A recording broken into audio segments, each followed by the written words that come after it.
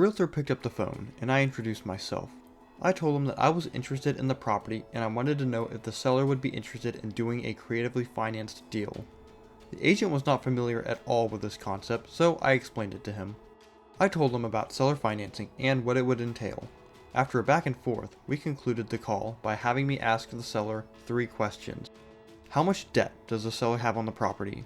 How much cash does the seller need up front? What is the monthly mortgage payment the seller makes? The agent wrote these questions down and said he would get back to me. I then awaited the seller's response. The reason those questions are important is that it allows me to understand the position the seller is in. If the seller owned the house free and clear and wanted passive income, then I could seller finance 100%. If they still owed $20,000 on their property and wanted passive income, then I could come up with the $20,000 and seller finance the rest. If they owed debt on most of the house, but the mortgage payment was not very high, and they needed some cash up front, then I could take over the mortgage payments and raise the remaining funds, either from myself or with a partner. There are numerous ways I could structure it. Those 3 questions also help me to know if the deal is worth it.